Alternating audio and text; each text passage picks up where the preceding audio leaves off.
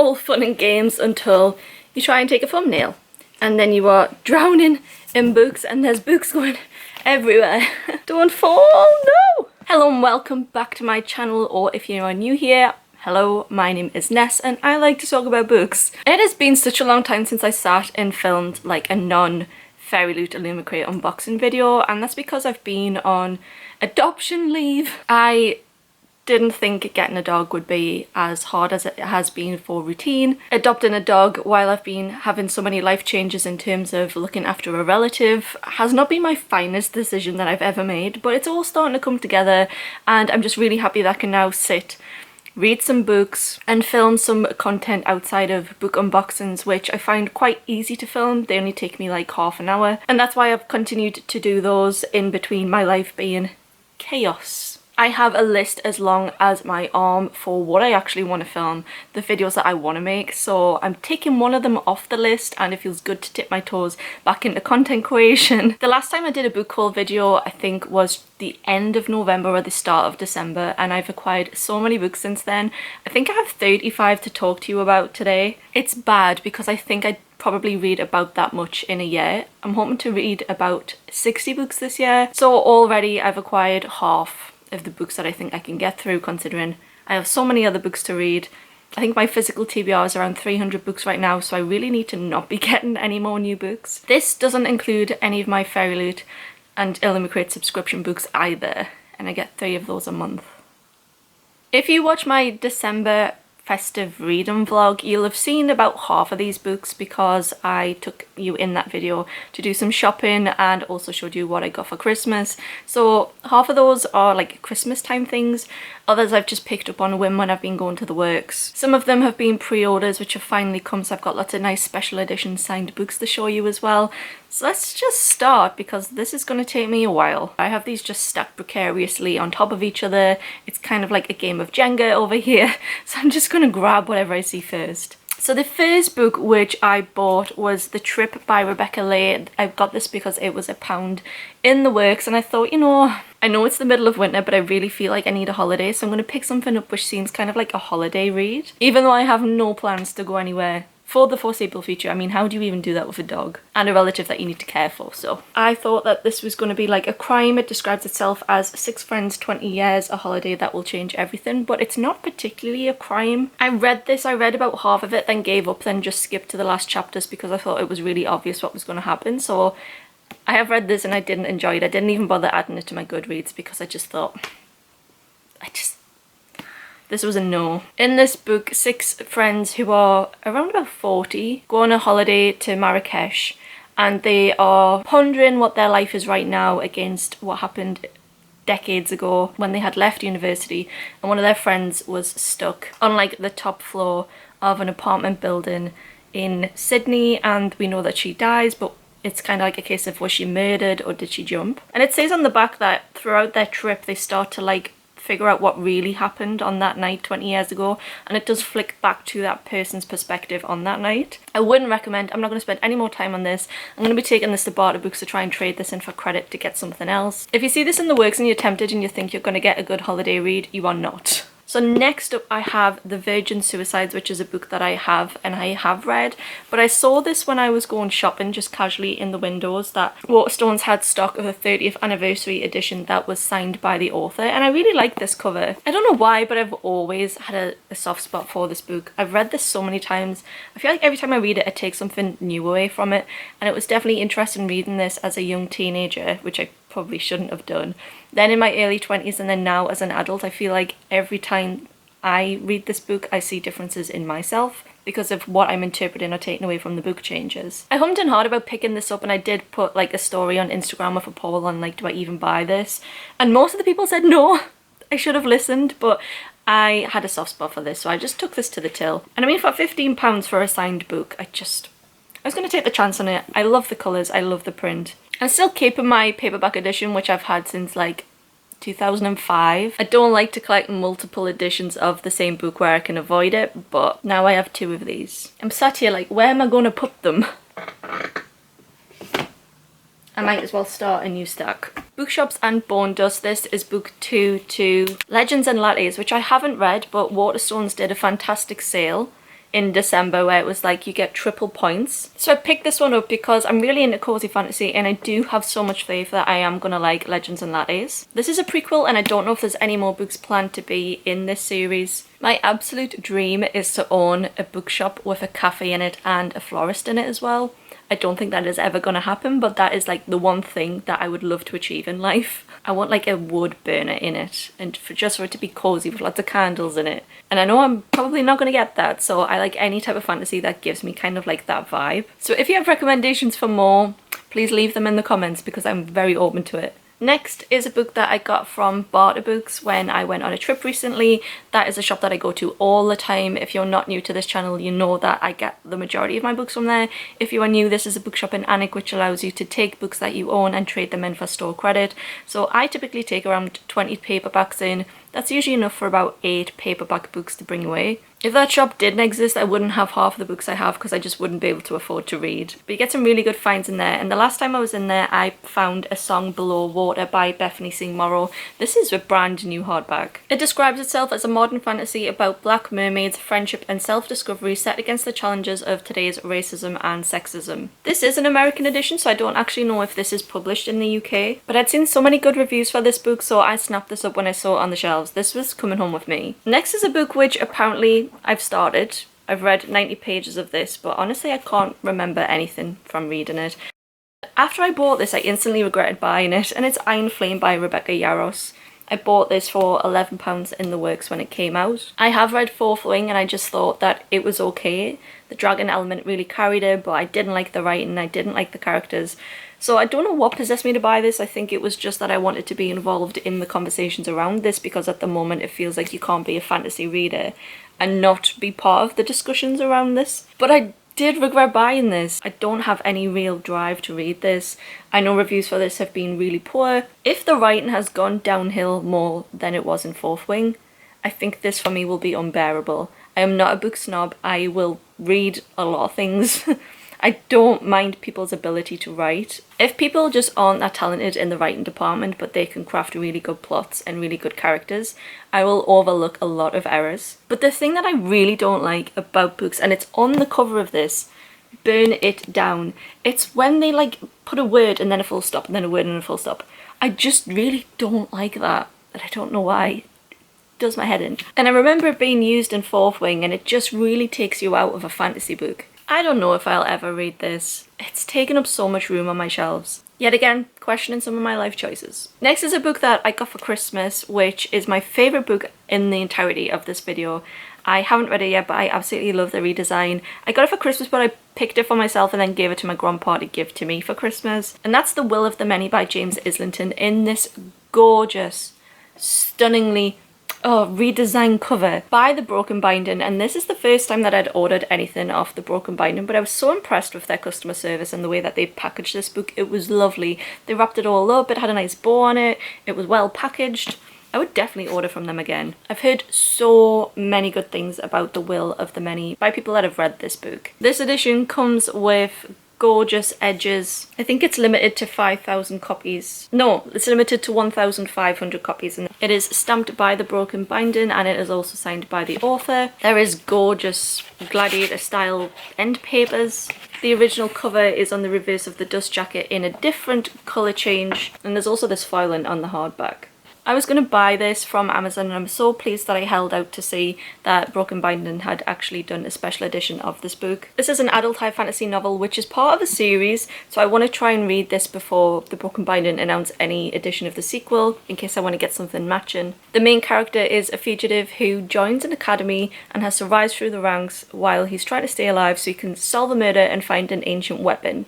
Although he is kind of like putting on a front of who he actually is, he's there to try and take down the Empire, I guess. Someone described this on Goodreads as Dark Academia meets the Hunger Games. I don't know how that would work. My understanding is that the world is kind of like ancient Rome inspired. I'm really excited to read this because some of my favourite booktubers have read this and have really said a lot of good things about it. The next book I got in the Waterstones point steal was Sunbringer, which is book 2 to Guardkiller. I got this because this is a Waterstones edition and it is signed by the author. Now that I know that the stamp sales work on pre-orders, It is over for my bank account. This is a beautiful edition by Waterstones with digitally printed edges. It also has really lovely end papers, but I know that the original edition had really nice end papers anyway for the first one, so I don't know if these are Waterstones exclusive or not. I did get God Killer in a Lumicrate, but I don't typically buy sequels unless I really enjoyed them.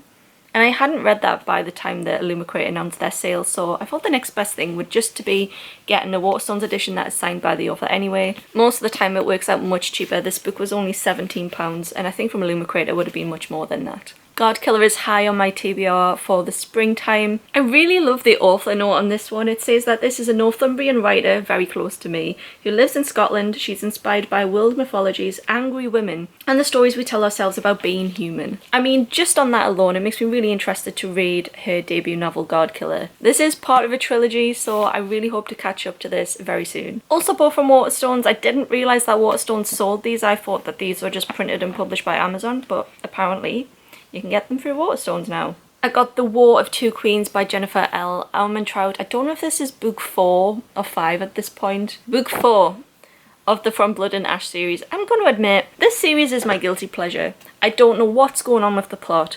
I don't know what's happening with the characters. I don't know who is who and who relates to who, what and where. I just read this for the vibes. This is an example of a book that is very poorly written, but I can get over it because of the content. And the content is kind of hot. I need someone somewhere to draw me like a family tree for this book and explaining how all of these creatures are linked with each other in this world. I genuinely have no idea. Like, when we started getting to the gods part of the series, my mind just shut down. Nothing makes sense in this world to me. I just read it for the main two characters, I guess. I've heard a lot of bad things about this book from the fans of the series. I think this introduces like a poly aspect. I'm fine with that. I'm excited to read it. Let's move on. A book that I got in my latest Barter Books trip, which was in my vlog, was The Wild Girls. I did read this within a week of getting this, and I didn't enjoy it, which is a shame because this has been on my radar for such a long time. Wilder Girls is a standalone young adult novel, which is kind of like post-apocalyptic. It's supposed to be like a female LGBT Lord of the Flies, I think, in which a group of girls go on a school trip, but while they're at the school trip they end up with this unique deadly disease and they get quarantined on this island, and they are kind of like fending for themselves on this island. They've been told to stay put where they are, so they have, but lots of time has gone past and they're slowly trying to unravel what is actually going on. For me, this was not a satisfying read at all. Didn't like the ending. I didn't care about any of the characters. Unfortunately, a book that I've hauled, I've read it, I've not enjoyed it, and it's going back to Barter Books with me on my next trip to change for something else. Another one from my Barter Book trip was Project Hail Mary by Andy Weir. I did have this in hardback, but I'm taking that with me to trade in as well. I just prefer to read in paperback. I really enjoyed The Martian, and when I got Artemis, I gave this like 70 pages and I wasn't enjoying it, so I did DNF Artemis. But I've heard that Project Hail Mary is more along the lines of The Martian. A lone astronaut, an impossible mission, an ally he never imagined. The main character is the sole survivor on a desperate last chance mission, and if he fails, humanity and the Earth itself will perish. I mean, that sounds so dramatic. He's been asleep for a very, very long time, and he's just woken up to find himself hurtling through space millions of miles from home. It's up to him to puzzle out an impossible scientific mystery, and he's got to do it all alone, or does he? That's the type of sci-fi that's really up my street, where it's kind of like sci-fi with a big mystery element to it. I can go here. Another book I'm hauling just to unhaul straight away is The Housemaid by Frida McFadden. I got this in the works for someone who already had a copy, so I just kept it myself. It was on the free for £6 offer, so this book cost me like £2. For a £2 book, I did get like an okay level of satisfaction out of this, but if I'd paid £10 for this, which is what the paperback price is, I would not have enjoyed this as much as I did. This was like a solid 2.5, 3-star read. I really fancied a crime last week, so I read this last week. It was okay. I would recommend The Housemaid for fans of Gone Girl. The main character is living out of her car and is applying for all types of jobs, and she has a really questionable background. She takes a job in the Winchester household and she starts living with them as a housemaid and a cleaner, but her experiences of cleaning for the family are really odd. The wife in the household, Nina, has a strange reputation among her peers, and she's not all that nice to our main character, and there's much more to this than meets the eye. I think at the end we were supposed to like the main character, and I just really didn't. This book is bold in its story, and I'll give it that, but otherwise, I read this in a day. It is a really short read, and I just didn't hit what I wanted it to be. There is multiple sequels to this book now. I just don't get it. So another one for Barter Books to trade in for my visit next week. Another Waterstones purchase for the stamp offer is Girl, Goddess, Queen. I just really wish I'd been able to pick this up in the beautiful stenciled edge that Waterstones did. But this book is still beautiful in its normal edition. It's got nice end papers and it's got a really nice hardback design. This describes itself as a bold, fresh and enormously fun Hades and Persephone rom-com reimagining. I know it's really popular on TikTok at the moment. I did not know this, but again, I've just been reading the author note and it says that this person has a TikTok and Instagram account with mythology themed comedy. I need to look this up. I don't know much about this book other than the Hades and Persephone retelling element to it, and I am a sucker for Hades and Persephone, so if a book is described as that, I will buy it. A fierce protagonist and a passionate, slow-burning romance. I love it.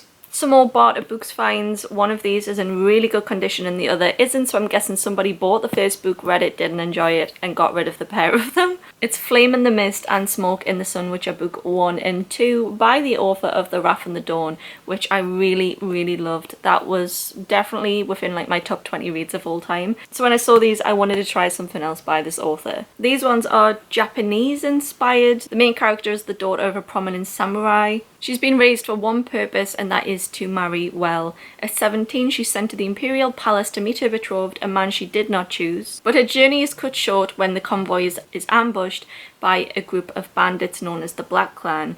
She is the lone survivor of the attack and she swears her revenge. She infiltrates the Black Clan, disguised as a peasant boy, and befriends their leader.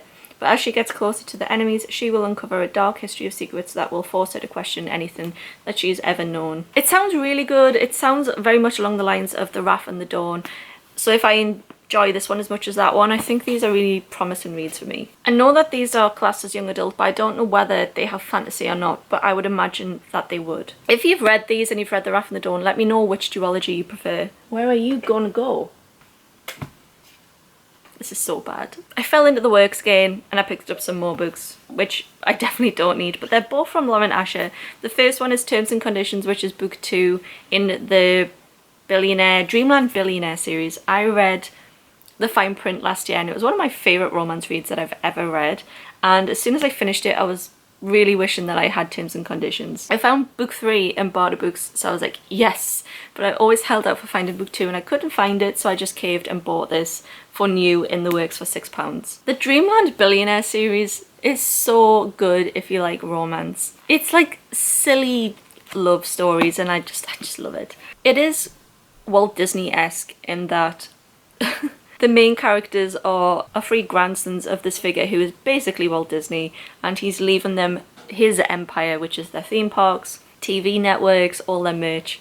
But he leaves challenges for his grandsons before he will allow them to inherit the park. And they're things like get married. So because of this inheritance clause, it puts these grumpy grandsons into precarious situations and they're finding love along the way. Book 1, I really loved it because of the characters over everything else, so I'm a bit nervous going into book 2, but I have high hopes for Lauren Asher because she wrote that book really well and I really enjoyed it. And another one by Lauren Asher, I also picked this up at the same time. This is Love Redesigned, which is from her new series, The Lakefront Billionaires. And I just thought I'm gonna need something to read at the end of the Dreamland Billionaires series, so I might as well pick up a new series. And this one is about interior design. I don't know how she's going to fit interior design into this billionaire romance trope, but I'm really interested because I haven't read anything like this before. If you've read this book, let me know how it stacks up to the other series. I'm really interested. The main characters are Julian and Dahlia. They are childhood rivals and family frenemies. Julian is a billionaire and he has given her the opportunity to renovate a historic house together and triple their profits.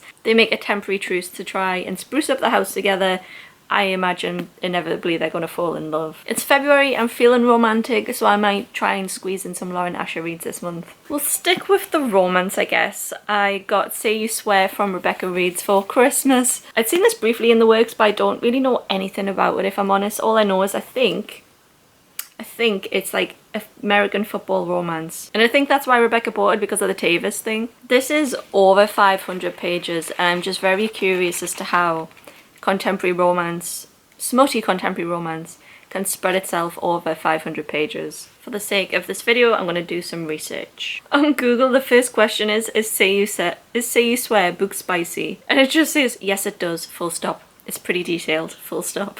Okay, so the reviews for this book are really good. This is rated a 4.35 on Goodreads of over 100,000 ratings. And it is described as a sports romance. I don't think I've ever read a sports romance. I'm not a sporty girl. I don't know if I'm going to like this or not. Although scrolling, it does seem like I love it or hate it. There's either a lot of 1 stars or a lot of 5 stars. But we will be reading. Like, this is seriously a problem now. Another Barter Books find, which I was really pleased with, is Prince of Thorns by Mark Lawrence. This is an adult fantasy novel. The main character is a privileged royal child who has become the Prince of Thorns, a charming, immoral boy leading a grim band of outlaws in a series of raids and atrocities. The world is in chaos, and he returns to his father's castle to confront the horrors from his childhood and carve himself a future with all hands turned against him. I'm very late to this series, but I'm here now, and it has arrived, and I'm excited. It seems strange to be going from Say You Swear to Prince of Thorns, but that's my reading taste. We're going to change it up even more now with As Long as the Lemon Trees Grow. I got this for Christmas from Literary Lily, who is a fantastic book content creator, and I'll leave her links below. Please go and check out her channel if you don't know who Literary Lily is. Lily is such a sweetheart. A lot of my work is with Syrian refugees, so anytime I see a book pop up on the Booksphere, which is around the Syrian revolution, or around the experiences of Syrian refugees,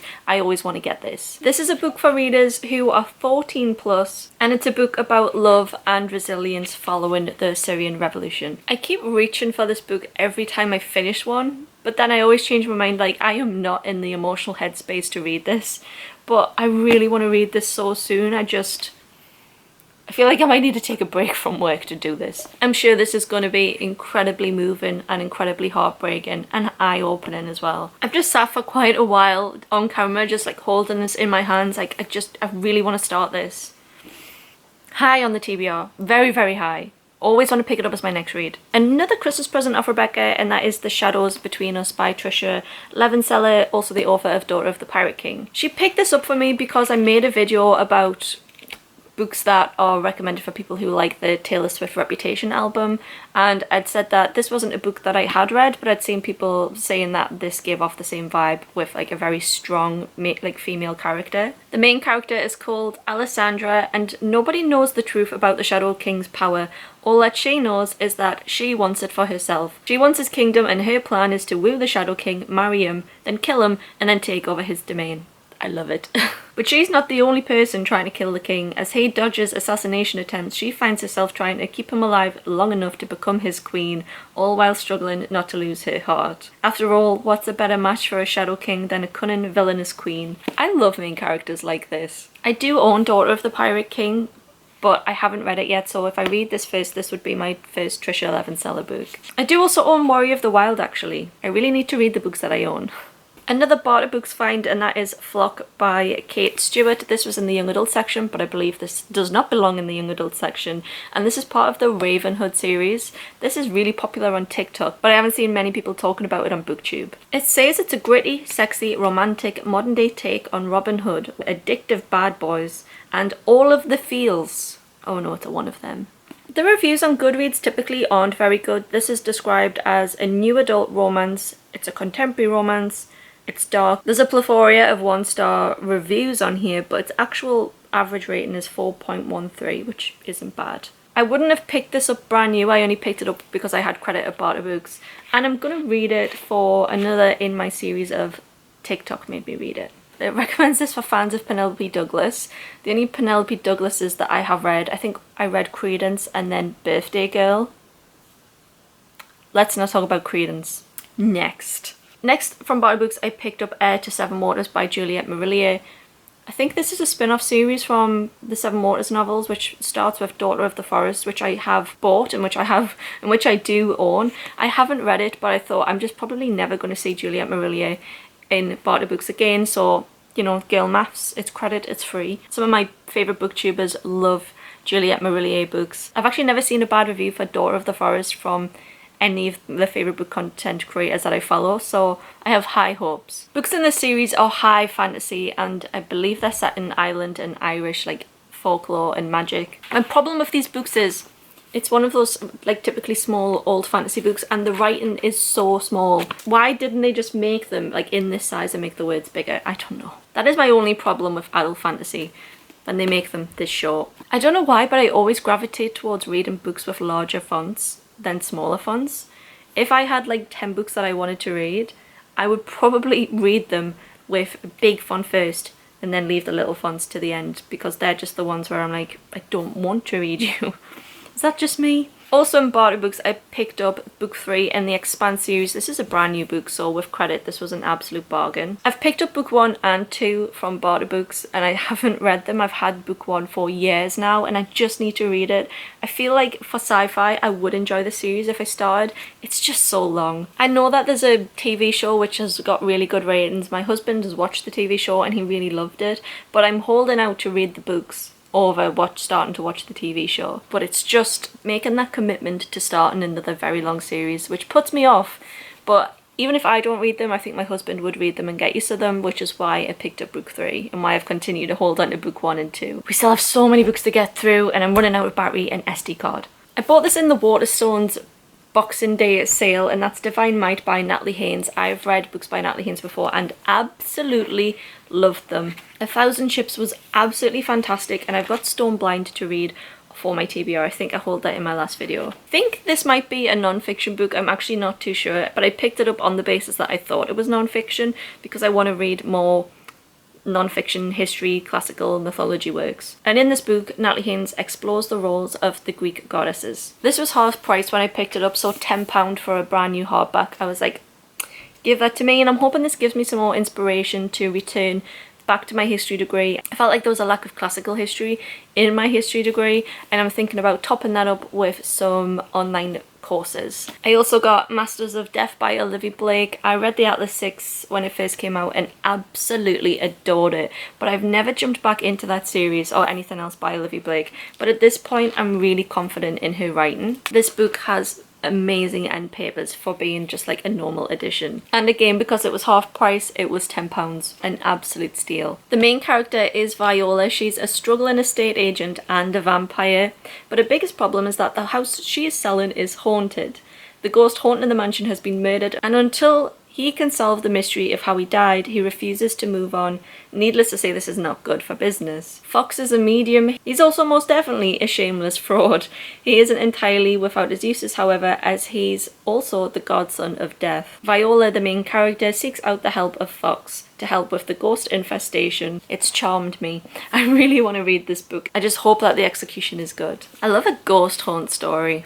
I think I get that from the Morgan Phil Vampires book, which I started reading when I was like 13, one of my first toe dips into fantasy series. The next book to haul is the new book in the Percy Jackson and the Olympian series. This is Percy Jackson and The Chalice of the Gods. I bought this because it is a signed copy. It's got nice digitally sprayed edges.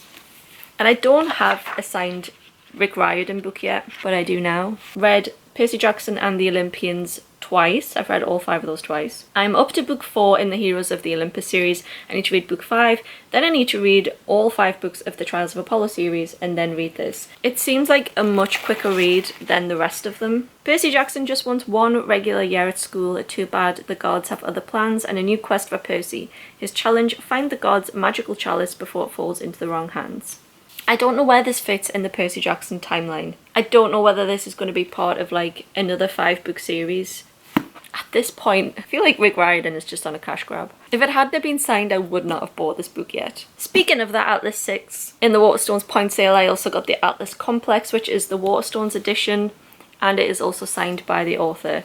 Another one which I wouldn't have bought if it wasn't signed, but but I knew the chances of getting one of these editions by the time I come to finish the Atlas Paradox was really, really slim. More nice end papers. I loved the Atlas 6 and I really want to reread the Atlas 6 before going into the Atlas Paradox, just so I'm like back into the story. I would describe it as a new adult fantasy book. It's dark academia, so if you haven't read it and you like dark academia and magic, I think that you would like it. It's kind of the Umbrella Academy-esque in that there is a group of young adults that are brought together to compete in this society, which is basically the legacy of the Library of Alexandria. Some of the characters are morally grey. It's definitely character driven, and I don't particularly like character driven books as much as plot driven, but because they're such a good bunch of characters, I was really interested in finishing it and I really loved it in the end. I love a book where not every character that you're rooting for is good. Biggest book in this entire haul, one that's given me the heebie-jeebies. It's House of Flame and Shadow by Sarah J Maas. This is her new book that came out a few weeks ago. I was trying to get caught up in the Sarah J Maas universe before I read this, and I've just been sucked into Throne of Glass, and I'm just enjoying that so much that actually I don't particularly care about starting this one anymore. I'm up to the tandem read and I'm really enjoying it. I think this must be her longest book yet, at over 800 pages long. I don't know how people read this within a few days of it being published. Did you sleep? Let me know, because I don't believe you did. This book is going to finish off the trilogy around Bryson Hunt. I am up to date in the Crescent City series, so I thought I'd be picking this one up straight away, but actually it's been pushed right down there in favour of Kingdom of Ash and other things. I think by the time I finish with Throne of Glass, I won't want to read an 800-page novel. And where are you going to live? I give up. Next is a gift from Rebecca. This is Ithaca by Claire North. This would be my first Claire North book, but again I just wanted to read more books set in Greek mythology and Greek mythology retellings. This is the story of Penelope, who is the wife of Odysseus. I have so many Greek mythology retelling books to read. I feel like I could make this into a reading vlog. Let me know if you'd want to see that.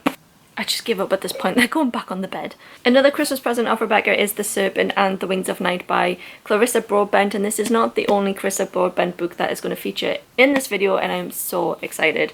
I've heard such good things about her writing, and especially around this one, which has been now picked up by a publisher, but I think they've kept the self-published cover, which is great because it's lovely. The Hunger Games meets vampires. The adopted human daughter of the Nightborn vampire king, Oriya, carved her place in the world designed to kill her. Her only chance to become something more than prey is to enter the Kajari, a legendary tournament held by the goddess of death herself. It seems like she's forced to make an alliance with a ruthless vampire, an efficient killer, and an enemy to her father's crown and her greatest competition. Yeah, this seems like dark romance.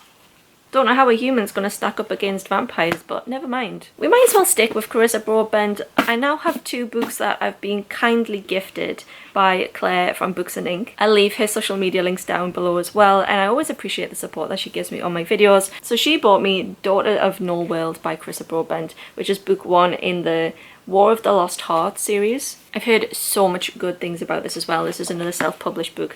And she also got me Bunny by Mona Awad. 2 excellent choices off my TBR. Thank you so much, Claire. I'm absolutely spoiled. In Daughter of No Worlds, the main character is Tisana, and she has been brought up in a life of slavery. The night she tries to buy her freedom, she ends up murdering the most powerful man in her town, kingdom. I don't know what Thrall is. She's forced to flee and joins an order where she becomes an apprentice. And under Lumen War, she must master her magic to try and survive the order's demands. This sounds like a really complex fantasy.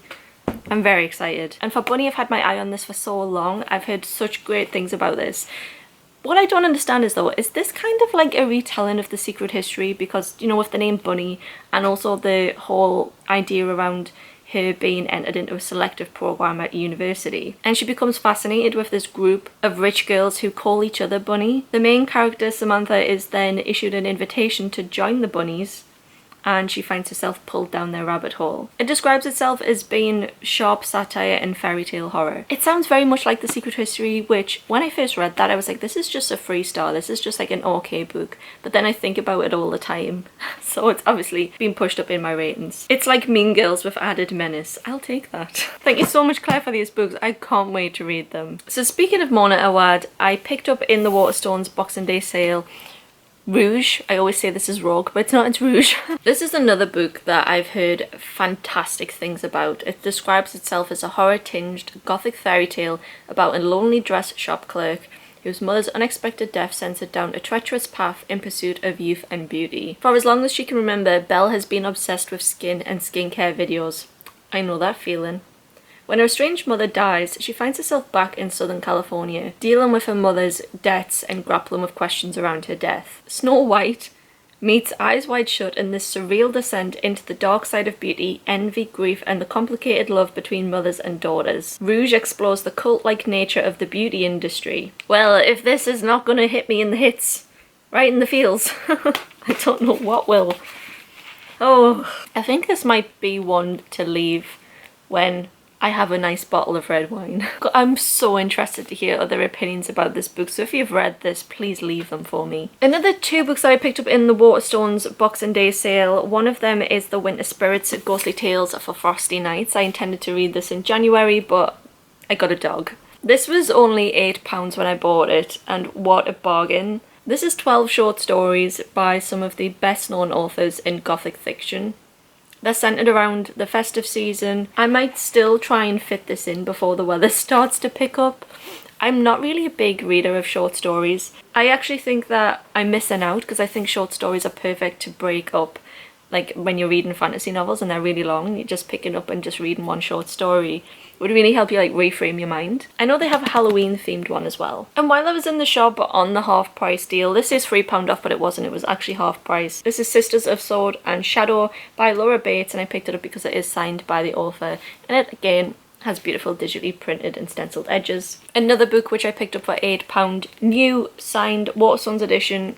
I just had to. This is a young adult novel about 17-year-old Cass who is expected to follow in her sister's footsteps, marriage, children, a quiet life, but she enters a group of female knights training in the secrets to right the wrongs of men. She enters a world of ancient feuds, glorious battles, and dangerous men, and soon she discovers that she holds a power that could change not only her own fate but that of her entire sisterhood. We love a strong female character.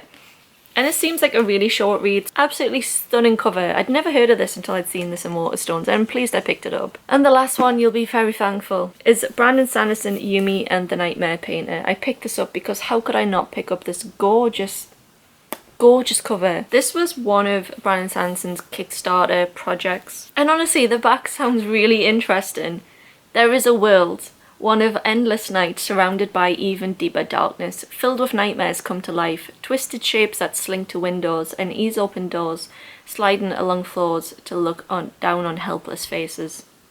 There is another world, a bright world so bright it burns, filled with stacked stones that call forth miracles, raised by callous hands that tremble in their work, drained with each stone lifted, settled, lifted again. Between these worlds two souls connect, collide, entwined, a bridge, a path, a road to both worlds changing forever. And that is all I know about this book. I love the idea of invisible string stories though. I can't say that I'm that much of a Brandon Sanderson fan, but the plot sounded really good, the cover was just too nice to buy, and when it was half price I just felt like I had to have it. I would love to sit and work out how many pages of books I have bought in the past few months in this book haul. I think this is like a year's worth of reading for me, and I really need to stop. So I'm hoping that this is going to be the last book haul that I do for a very long time. Please hold me accountable if you see another book haul from me before Christmas this year, because my TBR now stands at just under 300 physical books, and I really need to work on getting this down, and that's why I'm making vlogs and reading vlogs with the goals of trying to get down my TBR. I do have the majority of a reading vlog filmed to be uploaded within the next 3 weeks, and I'm really excited to show that. And I'm also going to make a return to monthly reading wrap-ups as well. So thank you so much for watching. If you sat through this entire video, thank you so much. I hope that you're having a brilliant day, and let me know what you are reading in the comments. I love to talk books. All I do at the moment is talk caring for people, work, and dogs. So it's really nice to have this space to come and talk about books as well. And you can also find me on my social media accounts, which are in the description. Thank you so much for watching. Take care, and I hope to see you in my next video. Bye guys.